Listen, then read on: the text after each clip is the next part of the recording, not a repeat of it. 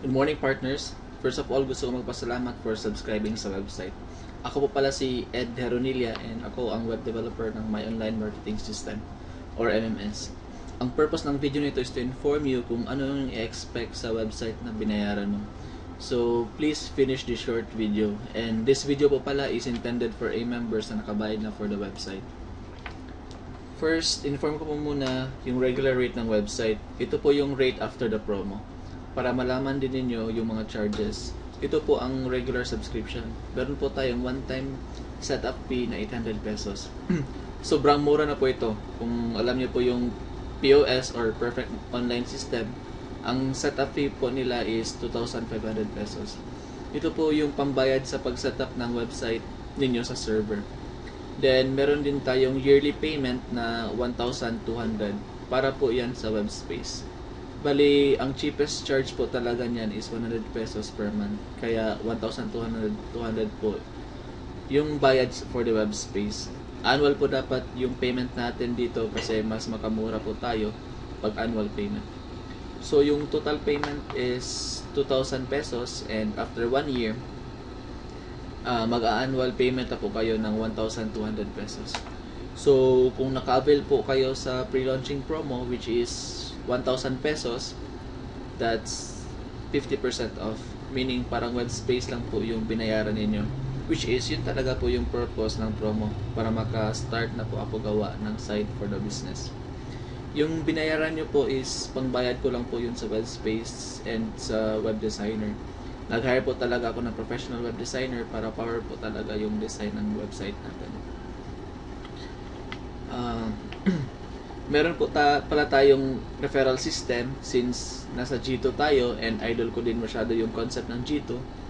Kaya naka-format yung referral system natin sa G2. So, ano ba yung incentives once maka-refer ka? Na-mention ko kanina na meron kang babayaran na annual fee which is 1,200. This is for the web space, yes? So, kung maka-refer ka ng dalawa, i-waive ko na po yung yearly payment mo sa website. So, magiging one-time payment na po yung subscription ninyo sa website. So, refer ka lang ng 2, then lifetime na po yung website ninyo. Napakaganda or sobrang ganda? Diba? Sobrang ganda. Yes? Actually, 10 na po yung direct na nagpa-reserve sa akin and nasa 20 plus orders na po ngayon dahil sa iba is nag-start na refer habang may promo pa.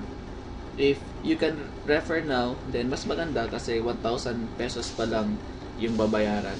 Yung promo natin is until June 30 lang po. So, maka-avail yung partners natin sa promo once yung payment date nila is on or before June 30. So, ngayon, discuss ko na po yung mga dapat ninyong i-expect sa website. But before that, share ko lang kung ano yung purpose of having a website kasi it's very important po na malaman natin ito. Kasi according sa Forbes.com, may 3 main purpose kung bakit ang isang company or business owner is gustong magka-website. And I think isa dito is your purpose why kayo nagpagawa ng website. Number 1 is to sell products. Number 2 is to generate leads. Number 3 is to establish credentials. So, andyan po ba yung reason kung bakit kayo bumili ng website? Yes?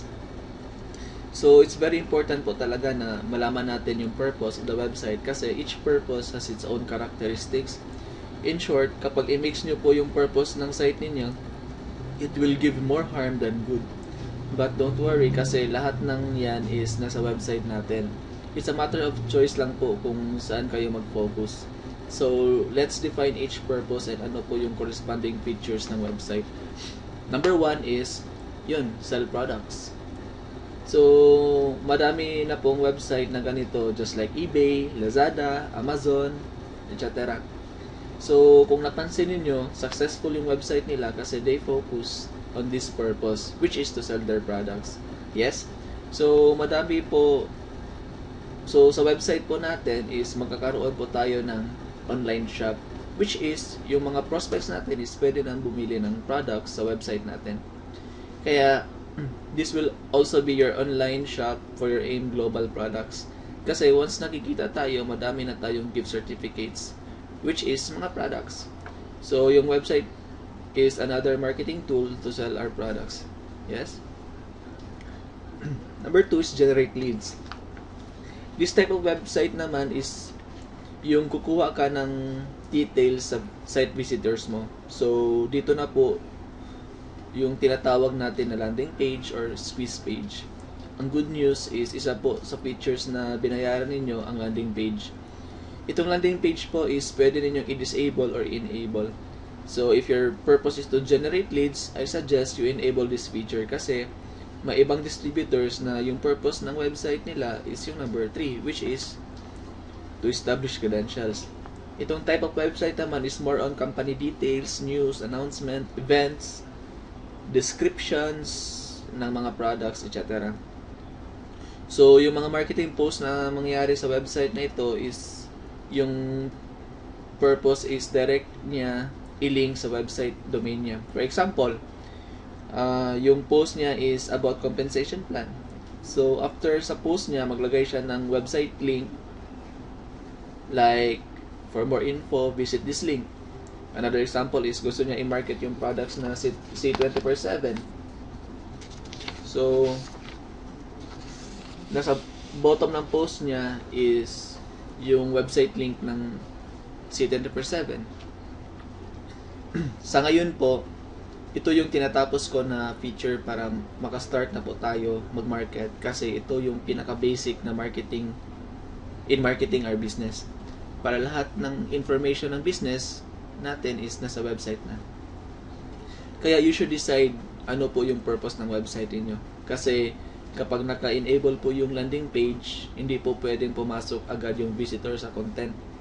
Dadaan po sila lahat ng landing page. Kaya nga tinawag itong landing page. Kasi kapag hindi pa na-register yung visitor sa website mo, dadaan po muna siya sa landing page.